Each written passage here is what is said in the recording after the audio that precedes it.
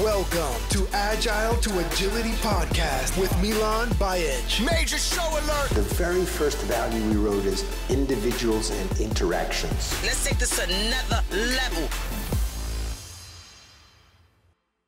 We're all suckers for a coherent story that's bullshit. Okay? We're suckers for a coherent story that could be true but might not be. It doesn't actually matter if it's true.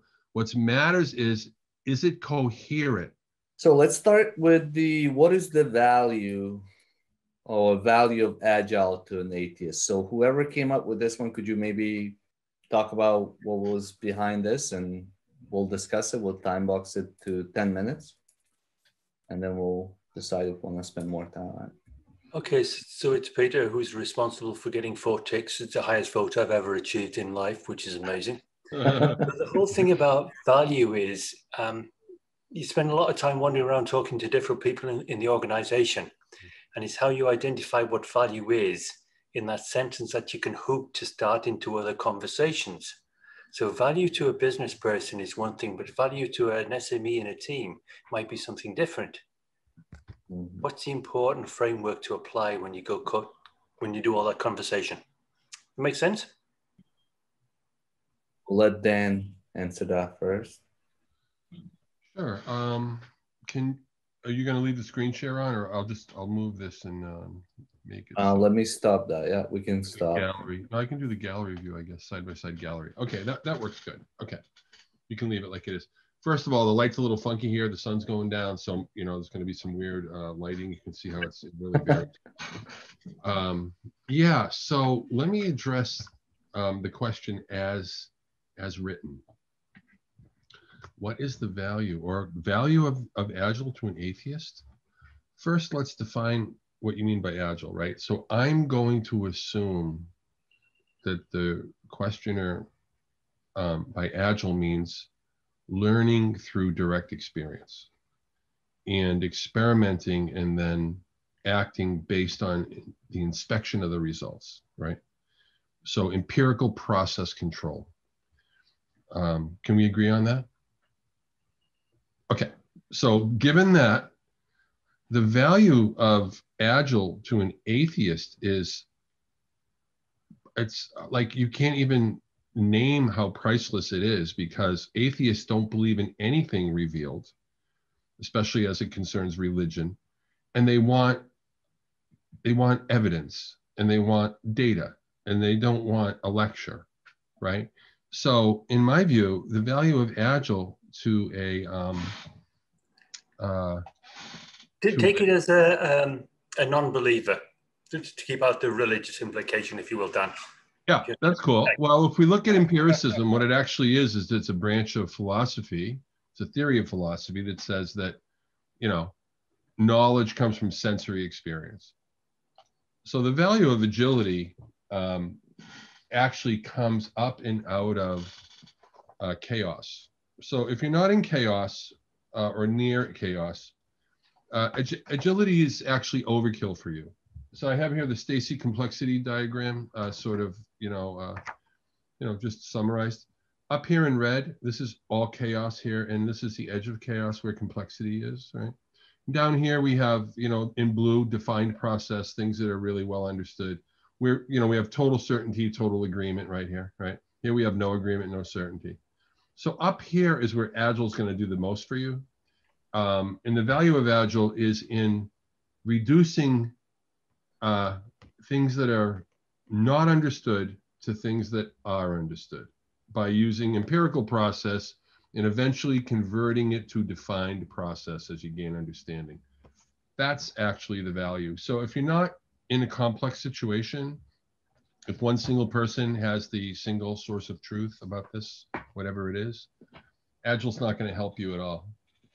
But if no one person has the answer, Agile is probably a pretty good way to go through empiricism. And that's my answer. So it's really about how you get the people to agree that they don't know what they don't know and how start in the direction they want to go. And then to me, it's okay, we're going to try this experiment. Definition of a good experiment is one that I actually do, and it has two results, both of which are very successful. Either it didn't work or it worked and we can continue on from there.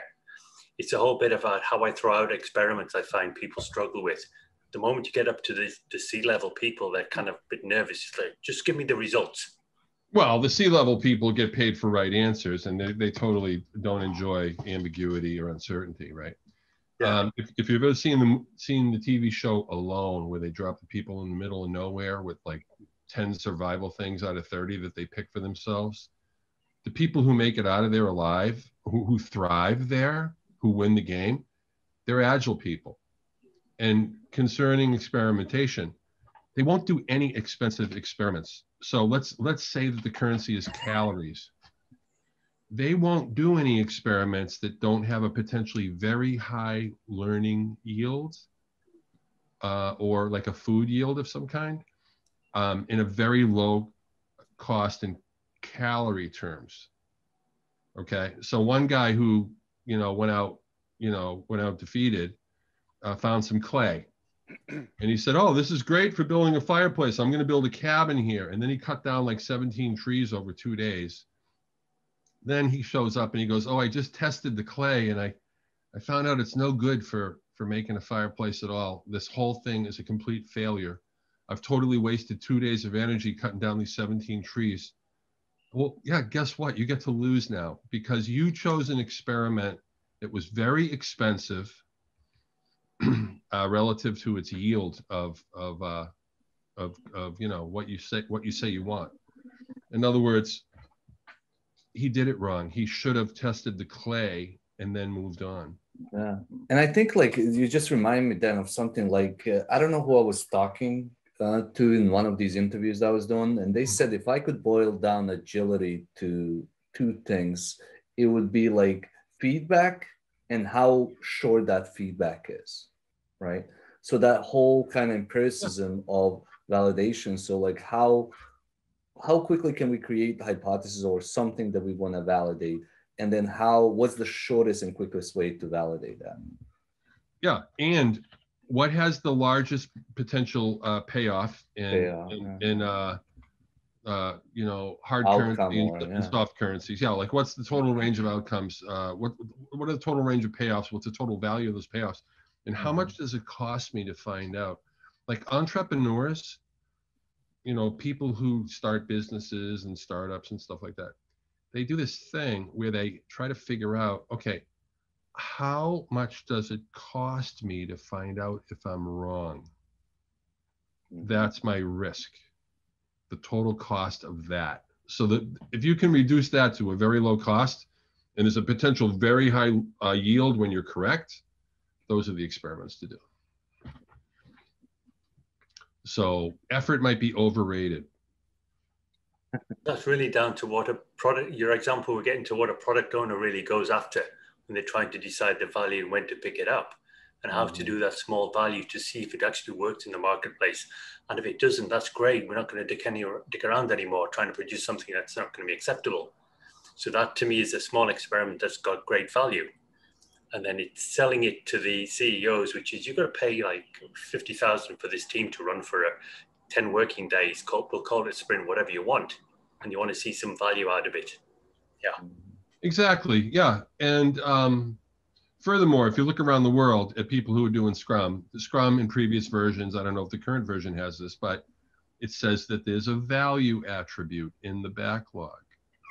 How many of you, I mean, the estimate is the presumed cost, but where's the benefit number?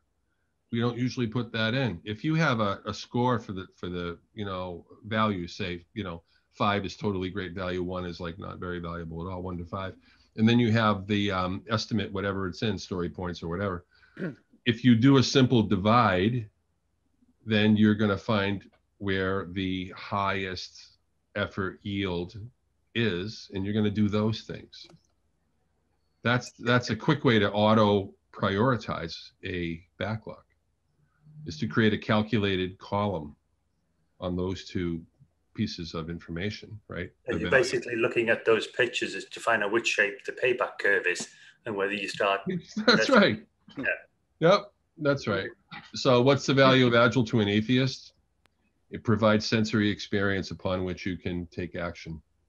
Dan, you mentioned one other thing early on there I thought was interesting, which is the amount of certainty somebody would have, right? Which is interesting because would another test also be would multiple people have the same answer to the question that you're trying to pursue? Because it might be a test where there's options available you need to explore and consider. Yeah. So like where on this graph are those guys in the middle of the woods, in the show alone? They're up in the red zone, okay? So their job is to get shelter, fire, water, and food in that order. So the cheapest possible way to those things is how you win in the survival game, right?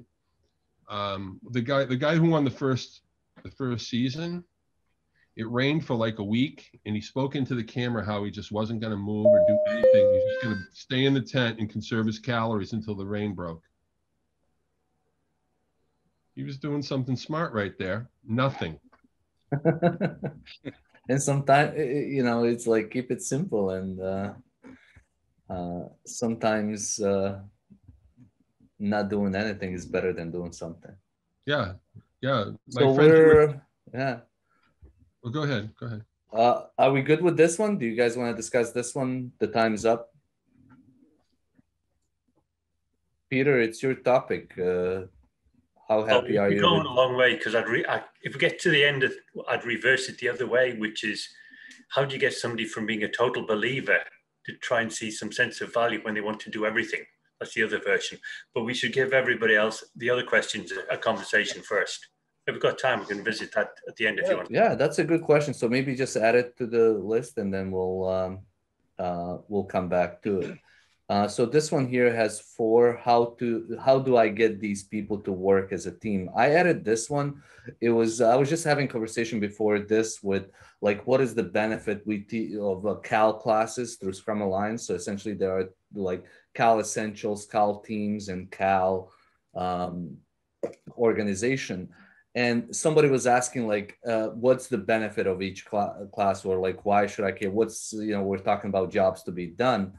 And I phrased it as, how do I get these fucking idiots to work as a team? And I cleaned it up.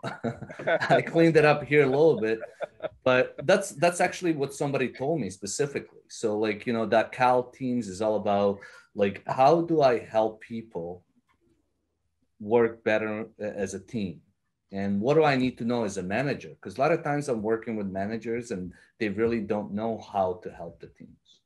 So my question to Dan is, and everybody else for that matter, is, what have you seen? How can we get the teams to work better as a team, or individuals on a team or a group to work as a team? Well, first of all, they have to want to do it. You can't make people do anything they're unwilling to do. That's just the fundamental. That's a fundamental like axiom of being human, is people don't do what they're unwilling to do. They do what they want to do, what they're willing to do. So the real question is, if there's dealing with the individuals, do you want to work together as a team? A lot of them don't. You're not going to be able to solve that. They have to want to. Usually that has something to do with having influence over decisions that affect the life of the group. So if I have some influence over decisions that affect my work and the work of the team, the work of the whole group, I will tend to want to go along. But if I'm going to be dictated to or behave passively based on someone else's set of decisions, why don't we just have Bob do it? Okay, I'll wait here for Bob to tell me what to do. So when Bob gets around to telling me, let me know, and I'm over here. You know what I mean? So that's the first thing. People have to be willing. And then if they are willing, they're gonna have to get membership and shared agreements about something, anything, right? Like, how about the goal? Like, what's our stated task, right? Like, why are we even teaming at all? In service to what? So if we can get agreement on that, on a shared goal, then we can have belonging in the shared goal. So what I usually do is I work with the leadership team first, and I put really, really awkward statements from the Scrum Guide in their faces. And I ask them individually to rank themselves on a scale of 1 to 10, where 10 is perfect agreement and 1 is I would never agree to this in my lifetime. They rank their own, score. And then I ask them to rank the leadership team score with them included. Where do they think the leadership team is on this? So a great example would be, for the product owner to be successful, everyone in the organization must respect his or her decisions. Okay, rank your level of agreement with the statement. Next, rank the level of the leadership team's agreement as you understand it. And then we have that conversation. And we go through various other quotes in the Scrum Guide.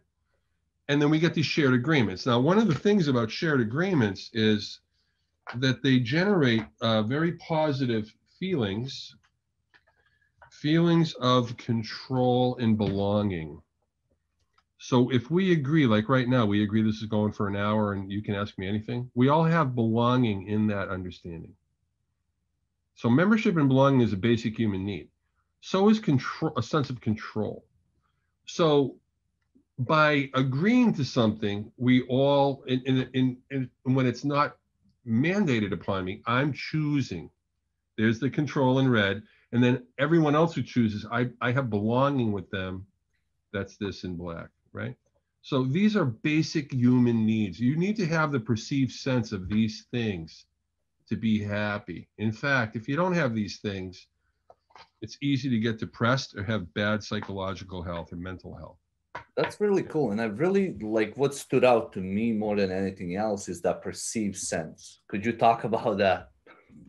Right. So the perceived sense of control. So the idea that I know where the levers are, and if I do this, the environment or whatever it is I'm moving does that, right?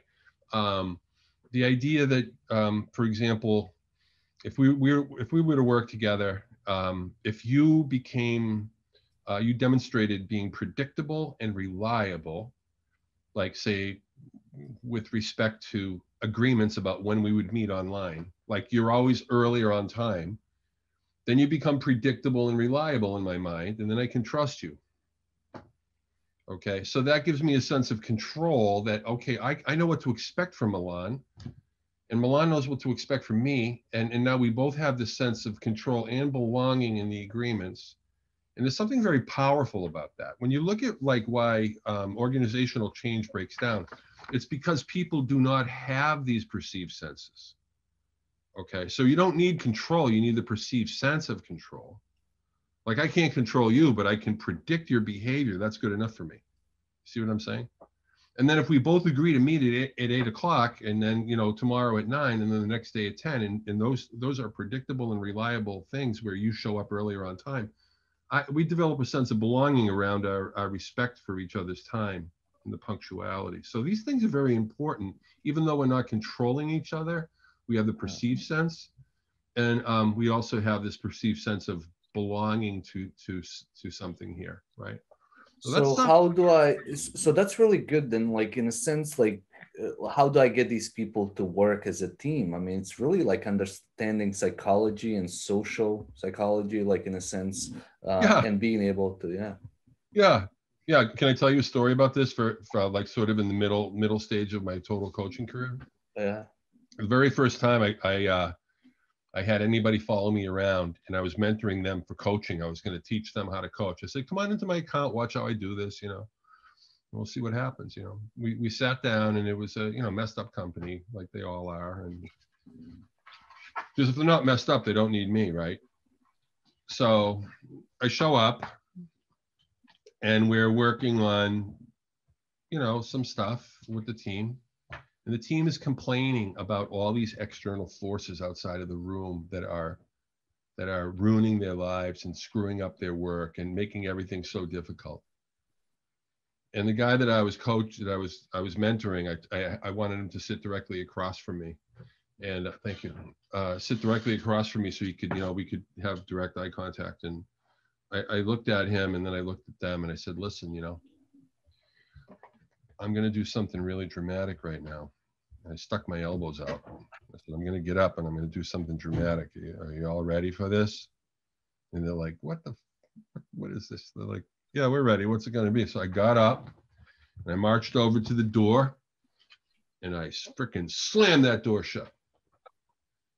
And then I paused for effect and I said, now it's just us. What are we doing about that? And they all were like silent and you could hear a pin drop and then they all started laughing. And I said, what are you laughing about? They're like, well, it's so funny. I'm like, what's funny about it? They're like, well, we do have a lot of things that we could do and agree on here without depending on anyone from outside. I said, yes. And you could develop a culture that's completely different than the culture outside this room. And you could live in that culture, the exact culture you want to live in. And I can help you do that. Would you like me to show you how? And they were like, yes, please. And then I just walked them through, some stuff around discovering what their core values were that they held in common. That's another important thing is you can't team with anyone who doesn't share your values. Mm-hmm. So you've got to have some, like right now, I will team with anyone who wants to advance the cause of employee engagement, opt-in participation, human agency, motivated individuals and interactions. I'll team with anyone. I don't care what your politics are. I don't care what your gender is. You can have 4 genders. I don't care. But if you agree on these other things, then I want to work with you. So if you share those values with me, then we're going to do great together. So you have to have that. If you don't have some shared values, you're sunk. So I immediately took them through a values discovery exercise, and they discovered what they all shared in common. And we put that on the wall, so when you came in the team room, you couldn't avoid looking right at it. Mm-hmm. It was on the opposite wall from the door. And right next to that poster, we also listed the current 5 top impediments to this team's success. So they could see the difference. Like over here, here's what we value, and over here's this shit that we need to slog through. Okay, how are we gonna, resolve that? So, and that's what I did with them. And that worked out pretty good. Nice. Yeah, I mean, I don't know. Let's open it up to others, and we have 30 seconds for this time box. But what about others? Do others have any thoughts? Is this helpful? Is this you enjoying the conversation so far, or do you have any suggestions? Yeah, I really like this one, Miljan. And the reason being, as companies ebb and flow in the Agile progress, you even get some overarching new company policies that might sort of backtrack or derail that congruent shared team experience. And so even for a team that's been around, going through those situations, I think that was great advice, Dan, to take another step back and kind of revisit your team's agreements and belonging. And even if you're told that your results are supposed to be more individual now, you've still got to come to some agreement that you are a team and you're still have a goal, and it doesn't matter what's outside the room. Beautiful. Now what do we do, Miljan? Other thoughts, comments on this before we move on to the next one? I'd comment you went down to 5 quite quickly with them, which is good. Because we used to say, okay, let's take a dozen things. And all you're trying to do is get them to pick out the important items and sort through them. So you'd like, give me a dozen. Screw it. Give me half a dozen. And then the nice one with teams early, especially if they got a dev content, is, hey, with developers, do you have like 1s and 0s? So you've only got like 2 you can go after? Pick your 2. And then suddenly they've started agreeing. It's like, oh, screw it. Let's just concentrate on 2 things. And they'll start playing with that. I tried once using a cricket analogy. The team was in India and they got it, that you only ever have 2 batsmen in the team of 11. So you can just pick the analogy that belongs to the audience, i.e. the team you're working with and coaching.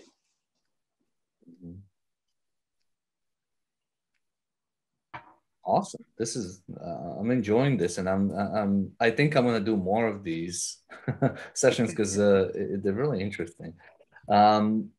So we have two here, which we'll probably be able to do. We have about 20 minutes left, so we should be able to get through these two. So what is the Agile answer to, who had this one? And, that was mine. All right. So you get this a lot, right? So there's and I put just in the ... thing because you could actually play around with different, people might have different questions they could kind of plug into this one, right? But there might be and you get this a lot. So what's the Agile answer to managing all my dependencies and getting through that big body of work that we have to do, right? What's the Agile answer, right? You get those types of variations of those themes all the time, right? So what do you do there? Well, okay. Is that your I'll go with that one. Yeah. That's your final question? Yeah. Okay. First of all, if you have a Agile hammer, everything is not an Agile nail, right? So like when you go and you profile projects, 20% of them in an organization will not benefit from agility at all. They're a defined process, they're not going to fit, right? And there's a sort of a hybrid group that can benefit from some empiricism, but not like full-on Scrum, for example, right?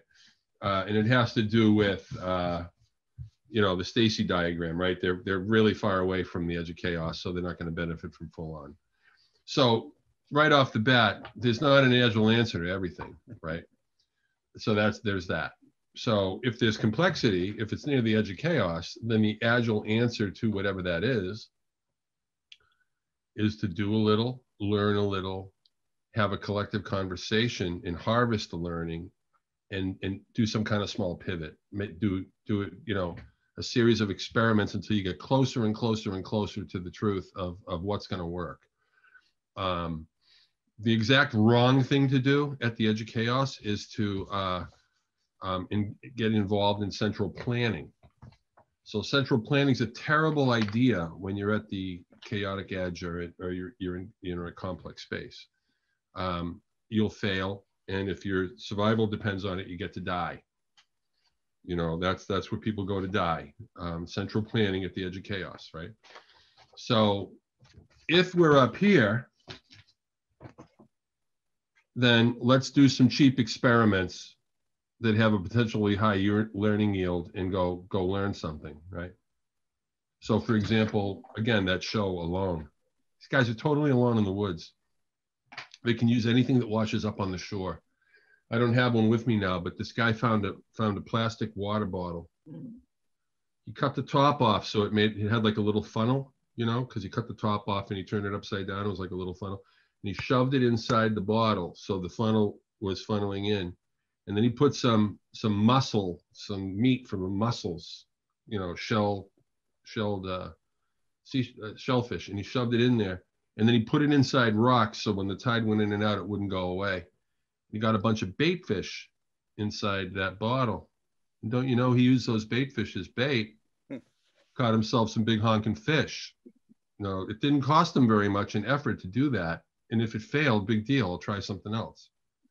But what he did after he did that experiment was he built a bigger fish trap out of twigs and brush and stuff, because he's like, well, this is actually working small, so now I'm going to scale it, And that's the Agile answer to whatever the question is. If you're not at the edge of chaos, Agile's not going to help you. Do defined process instead. No, that's great, right? Because what you mentioned also is profiling things, right? And maybe qualifying the situations before you go stamping out Agile would be a very useful thing. But you typically go from pilot project to let's transform the entire organization and away we go, right? It's kind of yeah. Well, I want to tell you the biggest source of and then we put a project plan together to do it. Yeah. Well, yeah. But there's a reason for the desire for the project plan, and there's a reason for the desire, the motivation behind the question. Okay, right. I'm going to tell you what it is. It's one of the biggest problems in the world of being human. And here's what it is: we're all suckers for a coherent story that's bullshit. Okay, we're suckers for a coherent story that could be true but might not be. It doesn't actually matter if it's true. What matters is it coherent? So when you talk about the project plan for the stuff that's not at the edge of chaos, it's because people want to get the right answer, the agile answer, and they want to apply it universally. Right. Want to oversimplify the reality of the story, right? There is no story. I mean, by definition, with empiricism, there's no story.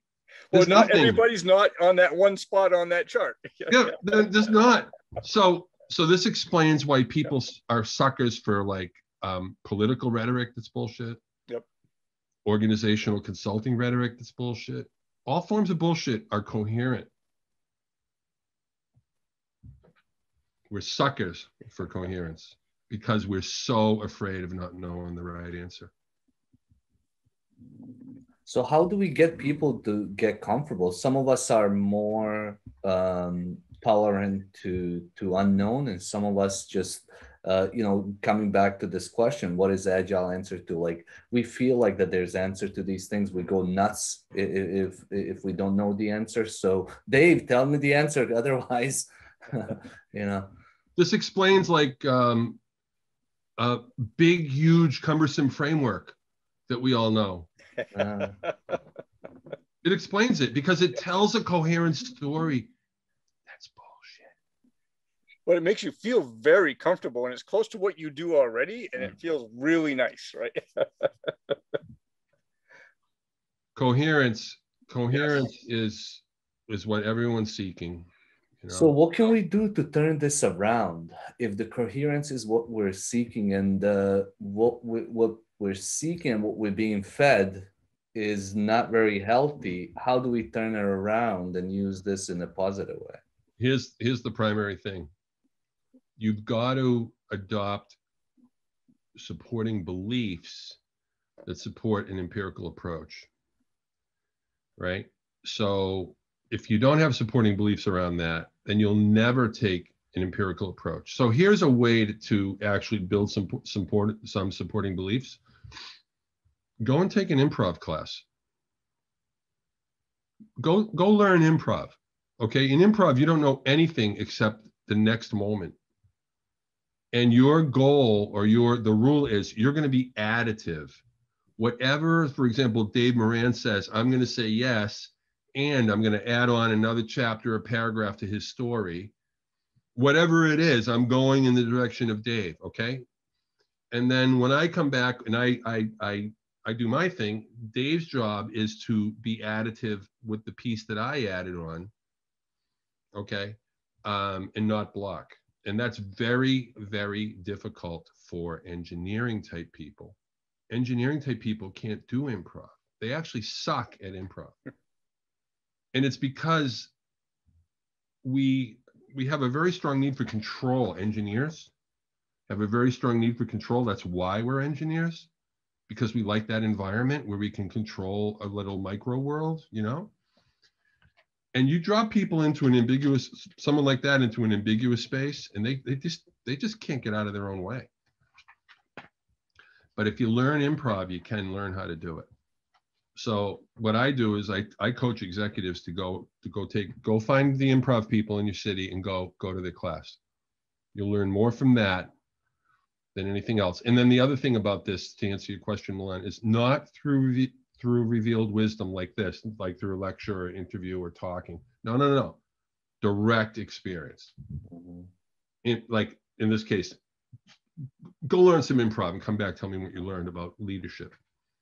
And maybe that the experience goes back to you talked about values, you talked about beliefs. It's really that experience going to help you align or change your beliefs about right through experience, right? Right, because improv is all experimentation. All experimentation has a learning yield. You're basically admitting you don't know anything.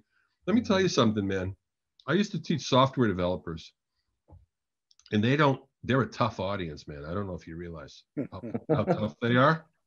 I mean, they're tough, and you better have the goods, or you're not going to have any respect from them at all. So I used to teach software developers object-oriented programming and Microsoft platforms and tools. And one time early in my career teaching the stuff, I got caught making shit up. It was awful. It was terrible. It was a complete fail. And I vowed never, ever, ever do that again, ever. And then what I would do in my class, which and I knew a lot, I was a teacher and everything. Every so often I get a really tough question. And I'd say to the guy, I don't know the answer to this question, but I promise you I'll get you the answer before the end of this class. I don't know. I think it might be this or it might be that, but I'm not going to commit to that. I'm going to give you the right answer before the end of the class, but it's not going to be now because I don't know. People would come up to me and they'd say, this is amazing. You know so much, and you are willing to admit that you don't know. This class is so awesome. So the moral of the lesson is, like, leaders need to say that they don't know once in a while. When they is that about vulnerability, being vulnerable? So, well, it's beyond vulnerability, right? It's what you're doing is you're basically saying, I don't know, but you can still trust me. Yeah. Well, that's what I was getting at, because isn't vulnerability about trust, and ultimately it boils down to trust and courage, having courage to do. Yeah, and that developer came up to me and he's like, basically, in so many words, he said, I don't even know how to do that, how to say I don't know, but you actually said it in front of everybody. Mm-hmm. And I realized, like, I could do that like maybe 2 times in a 1-week class, right? If I did it more than that, then I lost credibility with them, but I could do it a couple times. So, the alternative is, I think Microsoft used to call it flipping the bozo bit. I think if you lost the respect points, it was yeah, that was from Jim McCarthy's book, Dynamics of Software Development, and flipping the bozo bit was Jim McCarthy thing. Yeah. So we have time for maybe one more. I got this one, Dan, from an article that you were referenced. The customer is always right. How do you help them when they're wrong? Yeah. That resonated with me. Do you want to talk about this? Yeah, sure. That comes from a thing that I wrote that I want to show you, actually. Let me stop sharing. Yeah. It was right here. Now, I have that same link, handy, because he was writing about something that I wrote about. And here's what it is. Do you want to share, or do you want me to get? I could. Yeah, let me put it in context, because I want to show you what he was writing about. Okay. And here it is right here. I wrote this. We can't see, hold on. Oh, there we go. Just take a moment and read that, or I'll read it to you. You're an independent Agile coach visiting a potential client with 1,500 employees. It's obvious that the intelligent, well-meaning executive that's interviewing you does not really understand that employee engagement is essential to success. His org wants to, quote, roll it out. They plan to use this big, huge framework that will not be named. They already decided. With the training and everything else, it looks like 200 grand coming your way in the next 8 months if you get this account, but you're 100% sure it's the wrong approach. And you figure there's a 60% chance your concerns will be completely lost in translation. You have no more than 45 minutes, and there's 25 minutes left. And some other consulting firms that are good at marketing will also be interviewed as service providers for this engagement. And you realize it's now or never, and you're not too happy about this. Nick, in his article, Customers Always Right, was actually responding to that essay. And oh, by the way, that LinkedIn post earned 35,000 views and like 128 shares or 38 shares and like 150 likes and comments and stuff. So it resonated with a lot of people. Okay, the customer is not always right. And the customer is often quite ignorant of what it is they actually need. And in our industry, it's okay to just take their money and not tell them that the people have to be engaged for any of the stuff to work. It's okay to do that in the Agile industry. You can just take And their money. that's really, yeah. And that's really interesting, Dan, because like it resonates what you said earlier with how you had executives rate what they're willing to do. I was talking to Mike Cohn and he said exactly the same thing. Like I go in and try to scare the shit out of them and tell them that it's not going to work. And tell them like, these are the things that you have to do. And not many people, including myself, don't have the guts or whatever it is, right? To a lot of times tell them what they don't want to hear. All right, so stop right there. Mike Cohn and Jeff Sutherland and Ken Schwaber and people at that level, they can get away. They can get away with it. Why? Because they're already desperate. That's why they called Mike Cohn. Yeah. Okay, they're not going to be desperate when they call you or me because we don't have that level of authority, right? So it's easy for a Mike Cohn or a Jeff Sutherland to say that, but how do you and I say that when we have creditors, right? So here's the bottom line. The ambient norm in the Agile industry is to just take their money and to not get into the awkward and difficult conversations about employee engagement. That is a serious disservice to the clients we're purportedly serving. And the leadership of the Agile industry is silent on the issue of employee engagement. That's a crime. So this whole thing is going to tip eventually. It's inevitable, in spite of the efforts of influentials to maintain the status quo and just take their money. But we need to teach executives that the people need to be engaged for any of this stuff to work.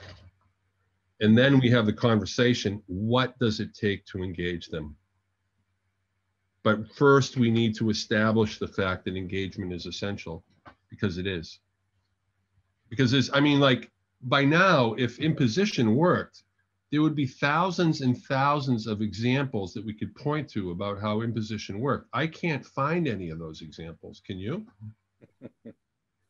Okay. So there's a big elephant in the room in the Agile community. And furthermore, Agile runs on feedback and continuous improvement, does it not? Absolutely. Okay. Yeah. So how's the Agile industry doing processing feedback and continuously improving? It actually sucks at that. No, it's actually really good at taking money and improving how we take the money. It's improving getting, right. It's getting really good. Right. So let me just say one last thing about this, and that's that there's a fellow named Stafford Beer. You ever heard of him? I think you mentioned it in a lot of the conversations. Stafford Beer was an organizational consultant guy, and he coined the phrase, the purpose of a system is what it does. Have you ever heard of that? Posiwid? Mm-hmm. The purpose of a system is what it does. So this dude right here is the one who coined that phrase, Stafford Beer. Okay. In other words, don't listen to what they say they do. Look at the outcomes. That's the actual thing that they're organized around. The Agile industry, really, really good at generating transactions. Really good at that. Big consulting companies are getting, even more into it, right? So it's millions, yeah. Tens of millions. So that's very alluring. But is that the business that we're in? Is that what we're actually representing when we go into a client company? Hey, we're here for a huge transaction. You okay with that? No, what we tell them is, oh, we're going to give you something really great. You're going to have, everything's going to be beautiful and nothing's going to hurt. We're going to do A, we're going to do B, we're going to do C. Then we're going to rest at base camp 1. Then we're going to go and do E, F, and G. And then we're going to go to the second base camp. And it's just going to be so great. Can you follow the story? The coherent story? Yeah. But ultimately it comes down to like people thinking for themselves. And I think that, I don't know how many people I've talked to and the common theme across is just, we got to start thinking. That's changing because now CTOs and CEOs and CIOs have been to 2 or 3 or 4 companies, and they've seen how the imposition stuff doesn't work. If you want to really get a transformation, you have to use the people you already got. Engage those people, have good coaches come in who transfer skills to them, and then let them take the thing forward, the internal champions. They're actually highly invested in the success of the company if they're full-time employees and they've been there a while. So why don't we put the transformation in the hands of the people who actually care, authorize them, teach them, mentor them, kind of disciple them, and then get out of the way and let them do their thing.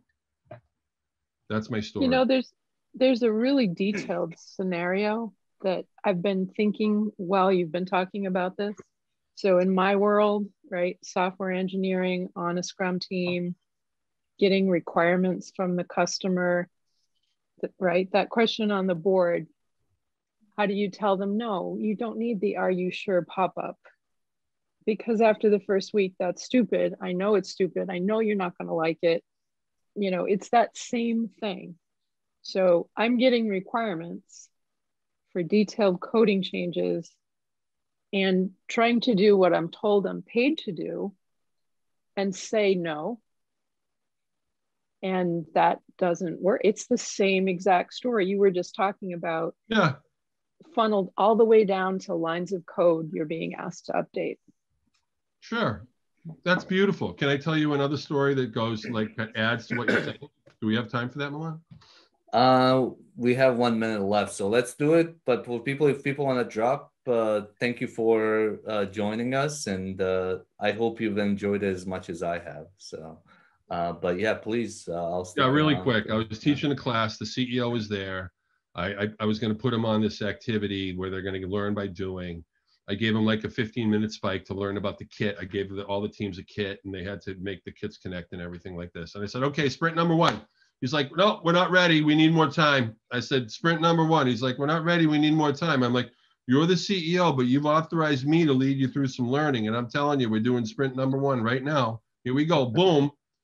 And I rang the bell, and we did sprint 1, and it went 20 minutes long. And I told them, you're gonna get some learning here. You need to just go with it. So he did, and his team made tremendous progress in the first sprint, and he was completely amazed that there wasn't any real, big upfront planning required. And that everyone found their little niche and they did their thing. Okay, and that's the way you teach them, through direct experience. That's how they learn. They don't learn through lecture. They learn through direct experience. And that's really good, and kind of summarizes like the whole discussion around experiences change the beliefs. So I'm sure that person thinks differently about upfront planning after that experience. That's it. And he thanked me. He thanked me for being firm with them about it. And I reminded him that he had authorized me as the leader of the thing that day, not him. Right? So everyone was looking at me like, how can you say that to him? And I was like, well, here's why, because he paid me to do this. That's why. So we're doing it this way. And you got the learning. So I hope that's helpful to everyone. And, I hope that it made you think a little bit. And there's some variations on that, right? So Diane, I think in your case, how do you help the customer when you've been given the requirements? Well, you don't have to do all the requirements, right? You do a little bit, you get the feedback, you let them see it, and they might come back with the "now that I see it" thing, right? You give them a little bit of that something, and the change comes from them, not from you. Actually, like to Dan's point here, right? You were just saying you don't lecture them on things. You let them experience the thing. You're deliverable to them, and then their own experience of that might change their minds on what they think they need.